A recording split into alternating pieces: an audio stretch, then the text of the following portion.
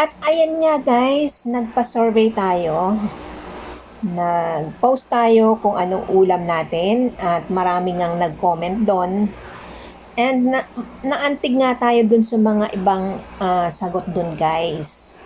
Maraming nag-comment na wala pa nga daw silang ulam. At meron din namang nag-comment na sa mahal ng bilihin ngayon, hirap na makapag-produce ng pang-ulam. Naintindihan ko naman guys, galing din ako dyan, walang makain, galing din ako dyan. Na walang makain, walang pera. Pero alam mo, pag nasa probinsya, makakagawa ka rin ng paraan. Diyan nga tayo hinuhubog ng buhay natin guys eh. Yung makakagawa ka ng paraan para lang makakain. Dahil galing tayo dyan guys. To the point na saging, pwede na.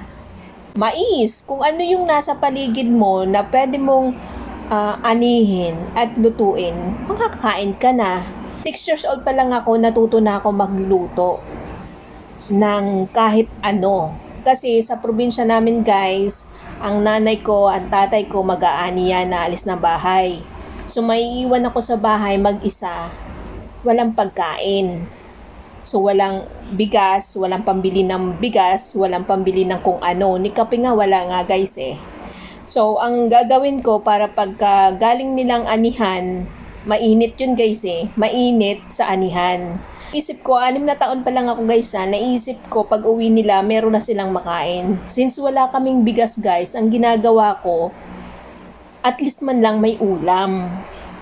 So pupunta ako sa likod ng bahay kung saan ang nanay ko nagtatanim ng kahit anong gulay na pwedeng itanim para in case na walang ulam, meron kaming magugulay.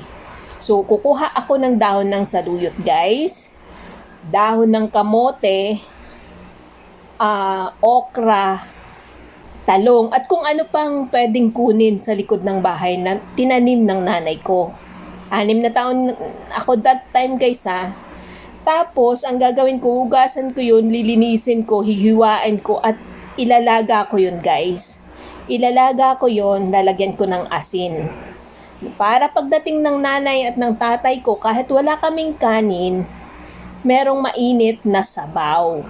Alam ko yung gutom na galing ka sa anihan, sa init ng araw. Wala ka pang almusal. So, nagluluto na ako niyan guys. So, sa simpleng asin na may tubig at saka gulay guys, natatawid natin yung ating pagkain. Masustansya pa yun, di ba? Alam mo yun, so sobrang pag-uwi nila, tuwan-tuwa ako kasi tuwan-tuwa sila na may makain sila kahit papano. Sa nagugutom na tao, hindi na iniisip kung ano yung lasa nun. Masarap na yun kasi pinag-prepare mo sila. Yun. So, kaya ko to sinasabi guys, is kasi yun nga, nakita ko kasi yung mga comment na wala nga daw makain. Guys, sa panahon na yun, naiintindihan ko kayo kasi mahirap talaga ang buhay. Mahirap kasi mahal ang bilihin, tumataas ang bilihin ngayon, di ba? Wala. Doble, triple na yung bilihin ngayon. So, mahirap talaga ang buhay.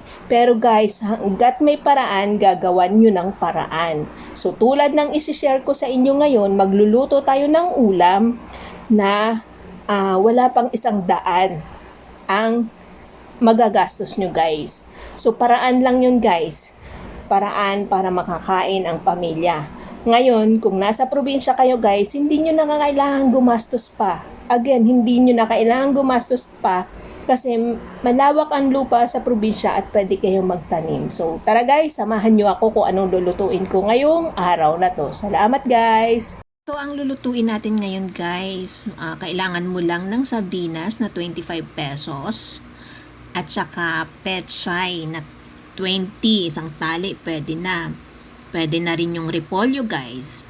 O di kaya dahon ng malunggay guys, maraming may tanim ng malunggay dyan, pwede kayong kumuha, di ba? O humingi, magpaalam para humingi ng dahon ng malunggay. Upo, at marami pang ibang gulay guys na affordable, yung kaya ng budget. At eto na nga guys, hihiwain na natin ang ating pechay.